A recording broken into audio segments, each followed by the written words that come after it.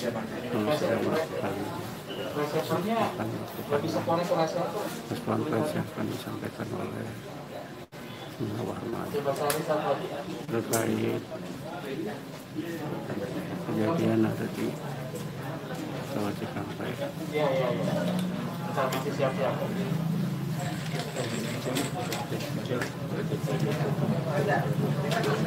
Beginilah suasana di Jalan Markas FPI di Jalan Petamburan, Jakarta Pusat.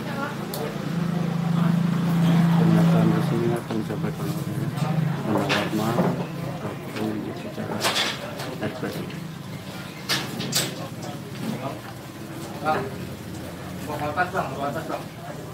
Ini berbayang enggak ya? Ini sebelumnya kita mohon maaf karena nggak bisa terima di dalam karena kita bocor. Jadi tempat biasa kita rapat penuh air. Jadi mohon maaf sebelumnya pada teman-teman wartawan, kita terimanya di teras sini aja ya. Baik, Bismillahirrahmanirrahim. Assalamualaikum warahmatullahi wabarakatuh. Pertama-tama kami DPP FPI mengucapkan innalillahi wa inna ilaihi rajiun atas wafatnya, atas syahidnya 6 orang laskar kami yang sedang dalam tugas pengawalan kepada pimpinan kami yaitu Imam Besar Habib Rizik Syihab. Semoga ke-6 laskar tersebut diterima syahidnya. Yang kedua, kami sampaikan alhamdulillah Imam Besar kami bersama keluarga dan cucunya alhamdulillah dalam keadaan sehat. Amin. Ya. Dan saat ini sedang dalam pemulihan sebetulnya. Jadi saya di samping kanan saya perkenalkan dulu adalah Kiai Haji Sobri Lubis, adalah Ketua Umum DPP FPI.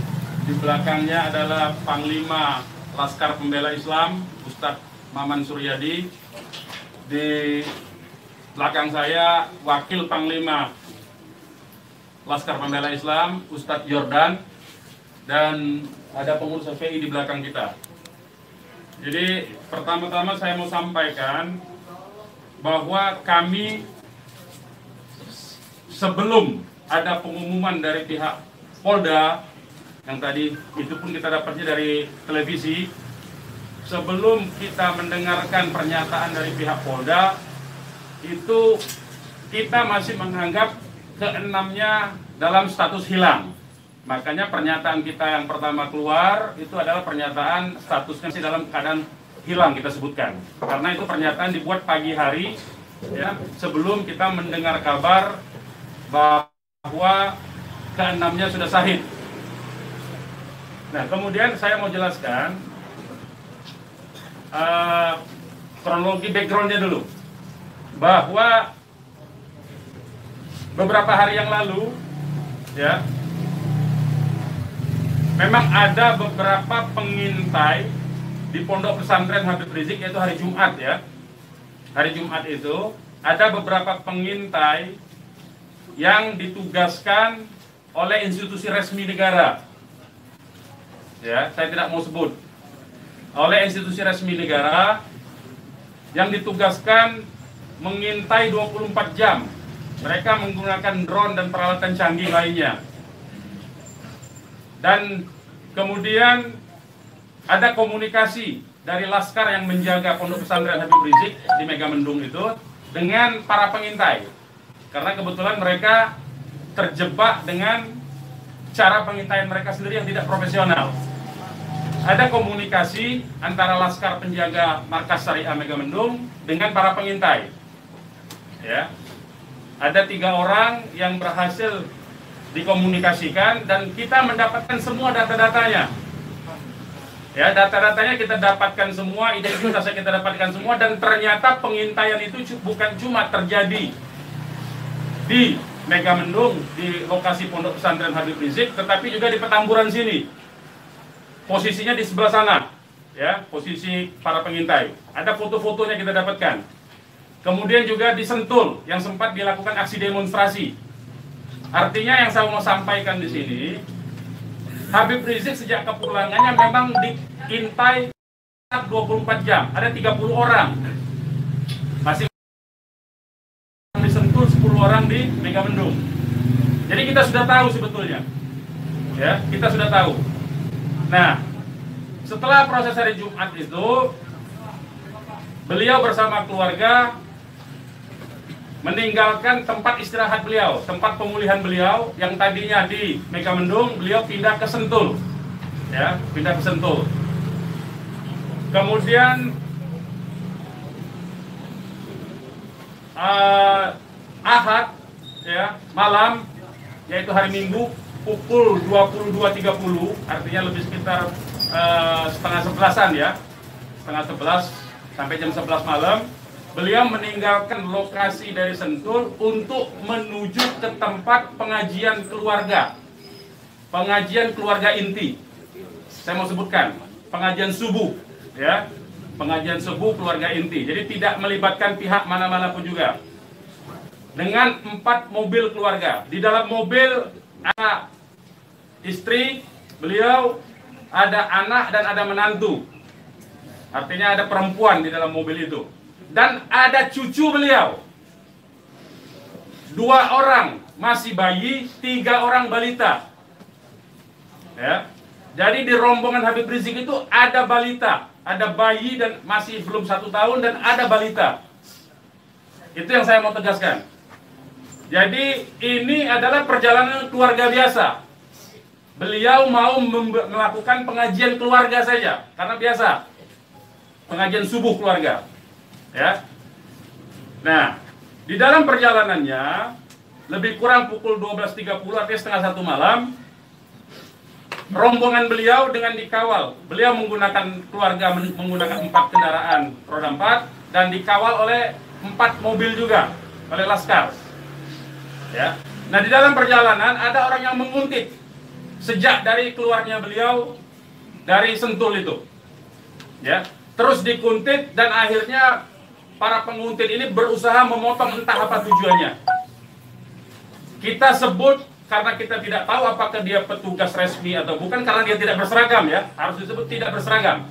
Ini orang-orang tidak berseragam. Berusaha memotong rombongan ya, dan menyetop kendaraan. Nah, para pengawal tentu saja bereaksi untuk melindungi. Ya, untuk melindungi Imam Besar Habib Rizik Syihab. Itu reaksi normal, karena memang mereka bertugas untuk mengawal. Reaksi normal. Yang patut diberitahukan kepada teman-teman pers semua, bahwa fitnah besar kalau laskar kita disebut membawa senjata api dan tembak-menembak. Fitnah itu.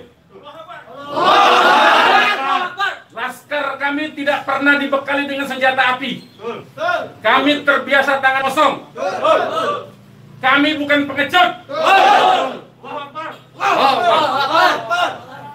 Jadi fitnah, dan ini fitnah luar biasa, pemutarbalikan fakta dengan menyebutkan bahwa laskar yang lebih dahulu menyerang dan melakukan penembakan. Kalau betul itu coba dicek senjata apinya, nomor register senjata apinya, pelurunya itu semua tercatat. Cek saja, silakan dicek. Pasti bukan punya kami, karena kami tidak punya akses terhadap senjata api dan tidak mungkin membeli dari pasar gelap. Ya, jadi bohong sama sekali. Apalagi di FPI, di kartu anggota FPI dan kartu anggota LPI disebutkan bahwa setiap anggota FPI dilarang membawa senjata tajam, senjata api, bahkan dan bahan peledak. Itu dilarang di kartu anggota kita punya. Ya. Nah, jadi upaya-upaya memfitnah, memutarbalikkan fakta, hentikanlah. Ya. Hentikanlah. Nah, kemudian kejadiannya, ya, kenapa kami menyatakan laskar kami dalam keadaan hilang? Karena memang kami belum tahu keberadaannya di mana. Itu membuktikan bahwa mereka dibunuh dan dibantai. Ya. Kalau sejak awal tembak-menembak itu berarti dia tewasnya di tempat dong. Tewas di tempat pasti banyak. Semalam saya sendiri sampai jam 3 sudah ngecek dengan teman-teman yang di lapangan, tidak ada jenazah di situ, tidak ada keramaian di situ. Yang ada justru petugas aparat setempat yang ada di lokasi yang diperkirakan di sekitar pintu tol Karawang Timur. Ya, di tengah malam itu saya suruh cek. Begitu saya mendengar ada berita terjadi ada laskar kita yang ditembak, kita suruh cek ke pintu tol Karawang Timur. Ternyata tidak ada mobil laskar di situ. Mobil laskar tidak ada, jenazah tidak ada. Kalau itu memang tembak menembak dan tewas di tempat, itu pasti ada jenazah di situ. Pasti membutuhkan proses lama untuk evakuasi di situ. Tetapi ini tidak ada. Dan bahkan saudara-saudara perlu ketahui, teman-teman media, sempat salah satu laskar mengirimkan voice note rintihan dari salah satu laskar kita yang ditembak. Itu artinya apa? Itu artinya laskar kami dibawa ke satu tempat dan dibantai di tempat itu. Dibantai di tempat lain. Itu artinya. Dan kemudian waktu kemudian setelah voice note terkirimkan, tidak ada lagi HP dari laskar 6 orang itu yang aktif kita hubungi. Kita sudah cari sampai pagi tadi, sampai siang tadi, sebelum pengumuman dari pihak Polda, kita sudah cari kemana-mana. Ke rumah sakit kita cari, ke kantor polisi kita cari. Karena kita anggapnya itu orang hilang. Dan ternyata kemudian ada pengumuman bahwa seperti yang dinyatakan fitnah, yang menyatakan tembak-menembak itu. Ya. Nah jadi, sekali lagi saya mau katakan, tidak betul. Ya, berdasarkan fakta-fakta dan kronologi yang saya sampaikan bahwa terjadi tembak-menembak dan laskar memiliki senjata api itu tidak betul sama sekali. Itu fitnah besar terhadap kami, fitnah besar terhadap umat Islam. Kami anggap itu upaya memutarbalikkan fakta yang tidak pada tempatnya. Saudara-saudara harus diperhatikan, ini 6 orang ya, 6 orang wafat dibantai, keluarganya ada 1 di dalam. Ya, ibunya ada 1 di dalam, ada 1 orang tuanya laki-laki sedang sholat di masjid. Ya, ini anak-anak kita tahu persis. Anak-anak ini hanya bentuk kecintaannya mengawal pimpinan kami, imam besar, hanya bentuk pengabdian, tidak memiliki agenda apapun, tidak memiliki senjata api, tidak memiliki bahan peledak dan segala macam bentuk senjata lainnya. Dari kami, saya kira itu. Ketua Umum silakan kalau ada yang mau menyampaikan. Silakan. Bang, ya. Untuk pengecekan CCTV di lokasi sudah dipinta? Belum kita lakukan karena kita ini masih sibuk sampai dengan siang tadi sebelum ada pengumuman dari pihak Polda, kita masih sibuk memastikan keberadaan 6 orang tersebut. Ya. Jadi kita belum mengecek kemanapun, kita masih menelusuri kemana-mana tempat dari kemungkinan-kemungkinan itu dibawa, yaitu apakah rumah sakit, karena kita mendengar ada voice note yang tertembak, kan, rintihan dari salah satu korban yang ditembak, masih sempat didengarkan oleh laskar yang tetap mengawal, ya. Dan kita belum mengetahui itu, sampai hari ini, bahkan sampai detik ini, kita belum mendapatkan akses terhadap jenazah. Itu yang patut dicatat. Kita tahu bahwa mereka 6 orang laskar ini yang syahid ini adalah wafat, baru tahu dari pengumuman, ya, dari pihak kepolisian. Jadi itu yang perlu saya sampaikan. Tapi posisi 6 ini gimana sekarang Bang, udah diketahui? Sampai hari ini saya belum tahu. Kita belum mendapatkan informasi. Ini menunjukkan bahwa bukti konkret bahwa jenazah ini dalam kontrol dan kendali penuh, artinya kan. Kalau memang itu tembak-menembak biasa, tentu itu ada di masyarakat lain. Tentu masyarakat sudah sibuk, sudah ramai di situ. Ini sampai sekarang ini kami tidak mendapatkan akses di mana keberadaan jenazahnya, ya, kondisi lukanya di mana tembak-menembak, berapa lubang pelurunya, kami tidak tahu. Hanya satu-satunya sumber informasi, baru bahwa dinyatakan bahwa tewas. Ya. Bang, untuk yang 4 orang Bang, penjelasan yang Bapak bilang tadi yang terkait di tol Jakek itu berarti Bapak melihat sendiri bahwa tidak sempat terlihat adanya mayat dalam. Saya tidak melihat sendiri, tapi kita tugaskan ada laskar kita untuk ngecek mulai dari pukul 1:30 ya sampai pukul 3 sampai menjelang subuh kita cek. Gitu. Tidak ada di situ peristiwa tembak. Terima kasih, siapkan masuk.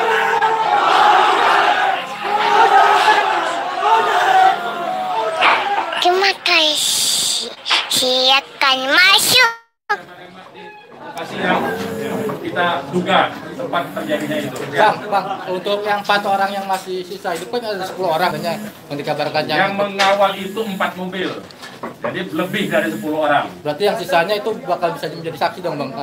Insya Allah bisa, ya, insya Allah bisa. Tapi konsentrasinya 2 mobil konsentrasi terus melakukan pengawalan terhadap Habib Rizik, ya. Yang 2 mobil lagi itu yang berhadapan dan untuk upaya ditangkap oleh pihak yang kita belum tahu sampai sekarang. Tapi diakui oleh mereka itu sebagai polisi kan.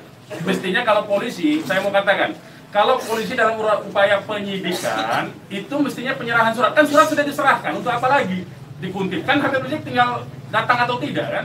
Kalau dia datang kan ada upaya-upaya hukum yang mereka gunakan berdasarkan kewenangan mereka. Tidak perlu ada kuntit-mengkuntit seperti itu. Ya, jadi ini menjadi catatan penting ya. Ini menjadi catatan penting. Habib Rizik sudah dipanggil dan kita sudah mendatangi hari ini pengacara kita. Ya, jadi tidak ada kaitan itu dengan bahwa Habib Rizik seperti apa tidak ada. Ya, itu proses mekanisme hukum biasa. Ya, silakan yang lain. Pak, ada langkah-langkah hukum atau langkah apa terkait kejadian ini? Ya tentu begini. Jadi ini tidak boleh ada satupun ya warga negara ya. Penjahat sekalipun ya, itu dibenarkan untuk dilakukan apa yang disebut dengan extrajudicial killing seperti itu. Kalau demikian caranya, berarti lembaga kejaksaan, lembaga pengadilan dibubarkan saja. Cukup kalau polisi menganggap itu penjahat, ditembak, melawan, ditembak, mati udah kan? Berarti nggak perlu pengadilan. Kita ini negara hukum atau negara kekuasaan, ya. Jadi itu perlu jadi catatan juga. Jadi upaya hukum apa? Upaya hukumnya adalah dalam hal ini disebut secara hak asasi manusia, instrumen hak asasi manusia. Ini disebut dengan extrajudicial killing. Ini pelanggaran berat hak asasi manusia. Mereka yang melakukan proses pembunuhan extrajudicial killing ini, pembunuhan di luar proses hukum ini mestinya diadili oleh pengadilan HAM. Ya, mestinya instrumen yang bergerak adalah Komnas HAM ini. Ya, Komnas HAM. Ya, kita minta Komnas HAM secara terbuka untuk melakukan penyelidikan karena ini jelas-jelas by intention ini, ya. Dan yang dilakukan terhadap Habib Rizik ini terencana, ya. Ya, silakan. Penegasan aja, jadi informasi mengenai meninggalnya anggota Laskar ini itu berdasarkan hasil rilis yang disampaikan dari pihak Polda, dari pihak Polda. Makanya kita menjadi heran. Ya, artinya itu form mereka dibunuh tuh, ya. Ya. Yang 6 orang itu sendiri identitasnya bisa disebutkan. Yang 6 orang identitas, baik saya bacakan.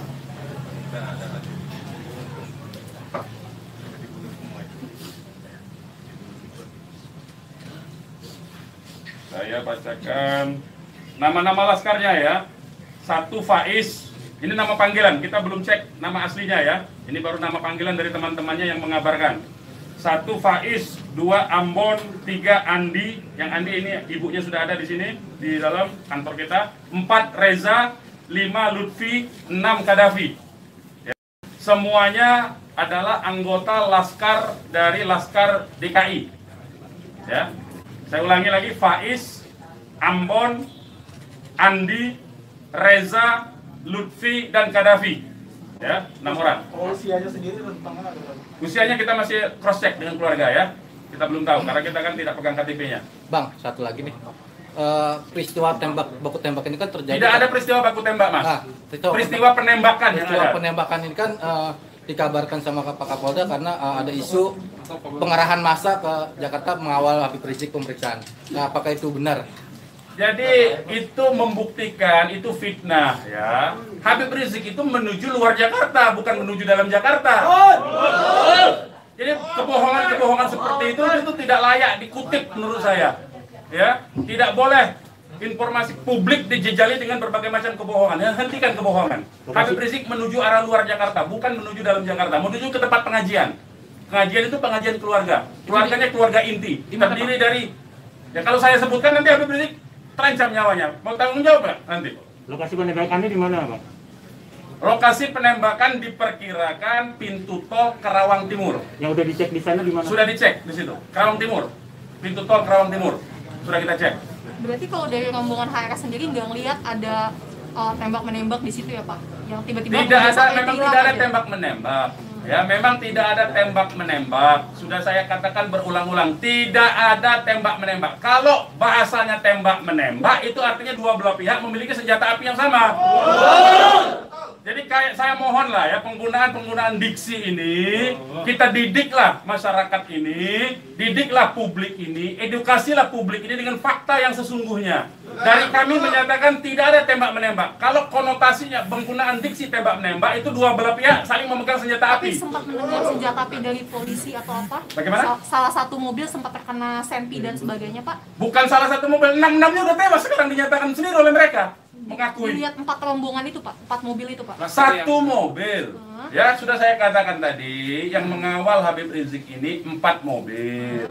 2 mobil terus mengawal Habib Rizik menuju tempat pengajian. Yang 2 lah kemudian yang berusaha dihadang oleh OTK ini.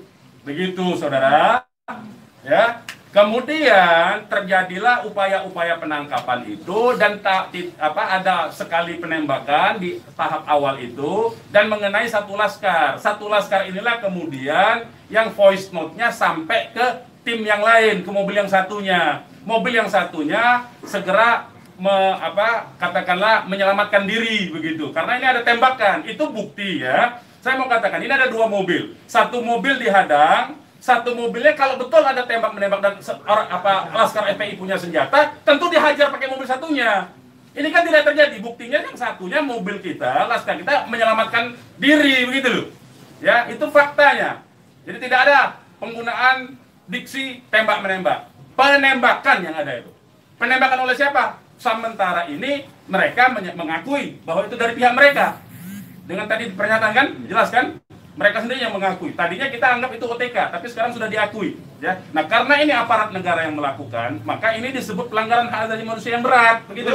Pelanggaran hak asasi manusia berat itu sendiri, apakah FPI akan melapor ke Komnas HAM? Oh iya, kita akan berupaya tentu saja. Ya, kita akan menggunakan seluruh mekanisme hukum untuk melaporkan peristiwa ini. Ini tidak boleh didiamkan. Sebab bisa saja nanti Anda semua akan ditembak nanti kalau kritis. Ya, aman. Karena Anda wartawan tentu saja menyuarakan yang kritis. Kalau Anda tidak disenangi kritik Anda, nanti Anda akan menjadi sasaran.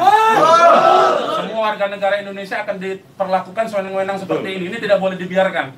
Ya, kami masih bersabar dengan menggunakan upaya mekanisme hukum.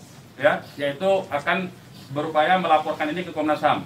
Karena ini kita sebut pelanggaran HAM berat. Ya.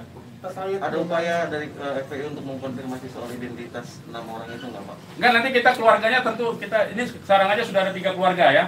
Insya Allah dari keluarga nama-namanya identitasnya akan kita dapatkan dalam waktu segera dan akan kita keluarkan identitas keluarga masing-masing termasuk umur, alamatnya ya. Sudah ada yang dihubungi pihak Polda terkait 6 jenazah itu? Belum ada. Ini kita tidak punya akses informasi ya. Pak, untuk jenazah sendiri ada di mana Pak? Karena kan di Polri sendiri tadi belum ada jenazah ke nomor. Nah itu tanya ke mereka yang nembak, mereka yang mengendalikan jenazah, kenapa tanya kita? Tanyanya mereka itu. Itu bukti mereka menguasai itu jenazah, ya. Dan dalam kewajiban seorang Muslim itu jenazah harus segera diserahkan kepada keluarga, ya. Jangan dilama-lamakan. Dan keluarga menolak otopsi, tidak dibenarkan otopsi tanpa izin dari keluarga. Terkait dengan kejadian ini sendiri, responnya Habib Rizik itu apa?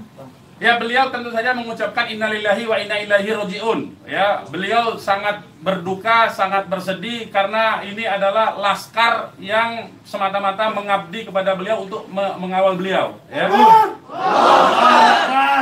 Beliau sangat sedih tentu saja. Ya, beliau sangat sedih. Balik lagi ke orang yang mengintai itu, Pak, bagaimana FPI memastikan 30 orang itu benar adalah pengintai yang berasal dari lembaga negara, termasuk yang 3 orang di Mega Mendung? Ya, kita punya pengakuannya, kita punya data-data laporan mereka, ya, kepada atasan mereka, kita punya sampai sekarang ini. Nah, kita tidak tahu apakah ini adalah bentuk-bentuk upaya balas dendam dari terbongkarnya coverage mereka. Ya, kita tidak tahu, ya, kita tidak tahu.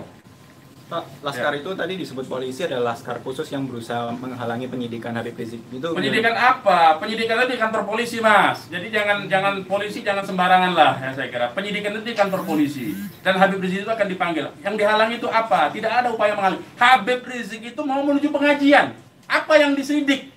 Apa yang disidik? Pertanyaannya. Penyidikan apa? Ya.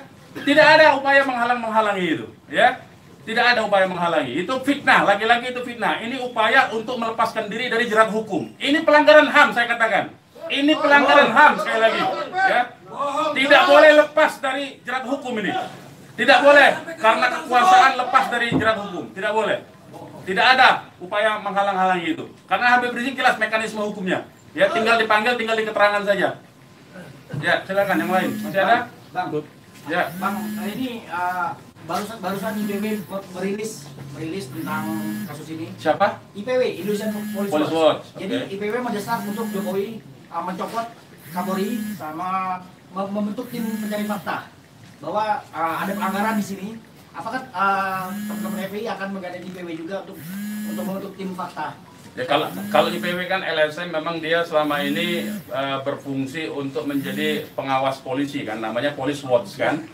Ya, saya setuju, tentu saja terima kasih atas dukungan dari IPW untuk supaya kasus ini dibentuk tim independen. Saya setuju. Tim independen itu tentu saja menurut saya harus dipimpin oleh Komnas HAM karena kewenangan itu ada di Komnas HAM ya. Baik, yang lain. Ada rencana untuk melapor ke Propam juga mungkin, Bang? Ya, jeruk makan jeruk nantinya, Mas. Ya, jeruk makan jeruk. Nah, ya. Nanti ini yang jelas ini saya katakan ini ada unsur dugaan kuat pelanggaran hak asasi manusia yang berat. Ya. Karena dia pelanggaran hak asasi manusia yang berat, maka kewenangan itu ada di Komnas. Ya, bukan lagi di Propam.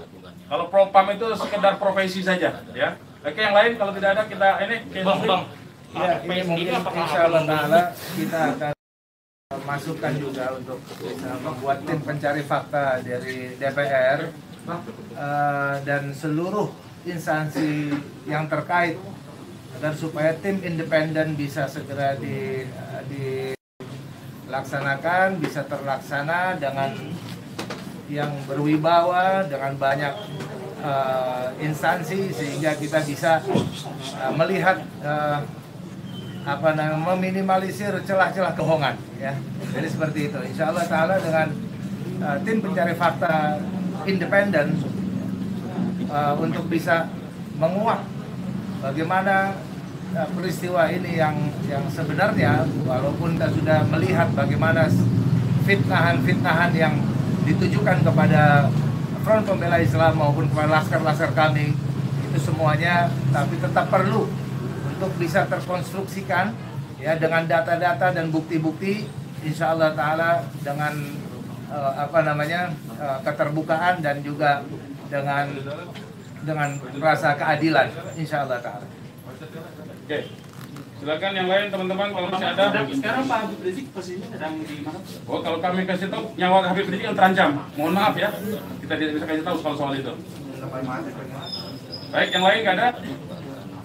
Baik, kepada teman-teman media, sekali lagi saya ucapkan terima kasih yang banyak ya, jazakumullah khairan jaza atas profesionalisme ya, cross check cover both side dari teman-teman, karena memang pemberitaan tidak boleh berdasarkan hanya satu pihak saja. Kami hanya menuntut kemukakanlah fakta dengan apa yang sesungguhnya dari kedua belah pihak. Nanti masyarakat yang akan menilai itu ya. Yang jelas penggunaan diksi tembak menembak saya kira harus dihentikan, karena itu adalah framing yang jahat terhadap orang tidak berdosa, yaitu 6 orang yang syahid ini. Demikian dari kami. Terima kasih. Billahi taufiq wal hidayah. Wassalamualaikum warahmatullahi wabarakatuh. Takbir! Umat Islam siap! Mereka semua! Bakar!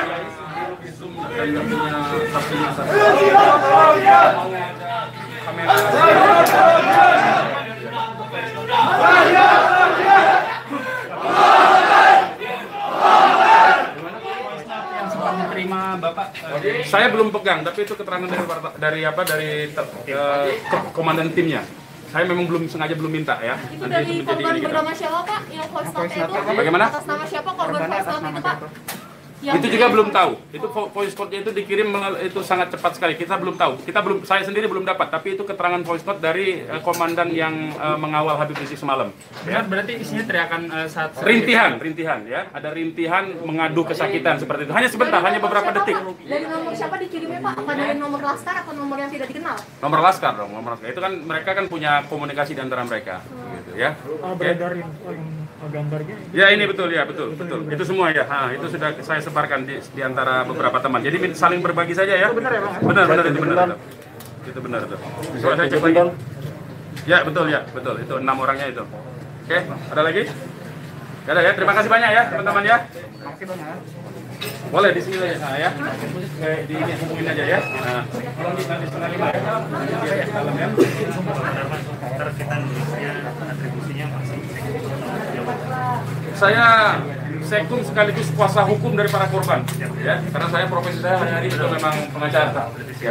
Ya. Nah. sekum masih sama Pakai telepon.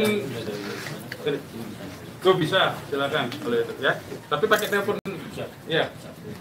Anda saja ya, karena saya telepon saya nggak ada yang bisa dikontak, hanya WA talk. Jadi sementara WA jaringannya sangat jelek kalau ya. Jam berapa? Karena ini 4:30 soalnya. Oke, sebentar lagi ya. Terima kasih teman-teman ya semuanya. Mohon maaf atas ketidaklayakan tempatnya ya.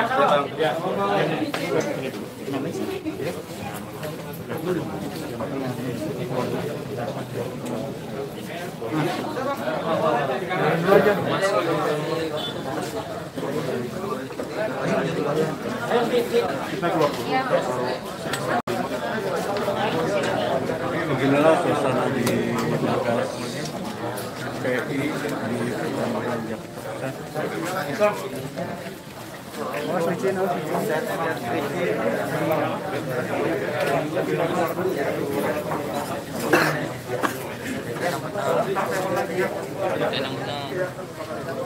Bukan banget beritanya nggak enakin dititip tadi. Kalau kami nyerang.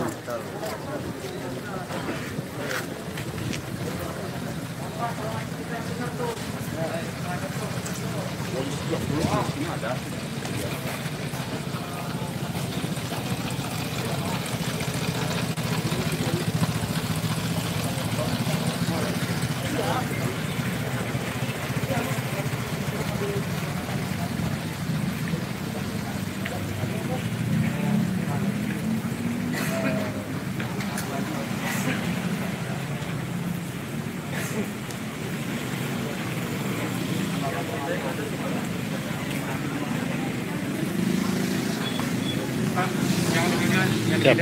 Oke. Siap.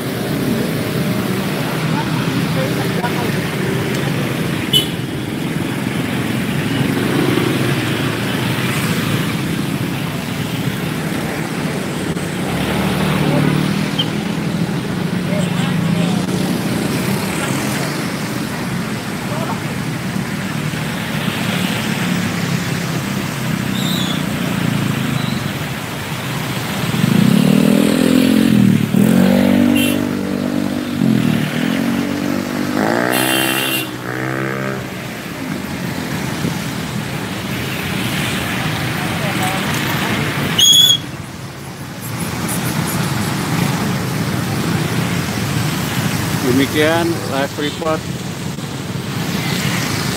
dari markas Front Pembela Islam Jakarta Pusat.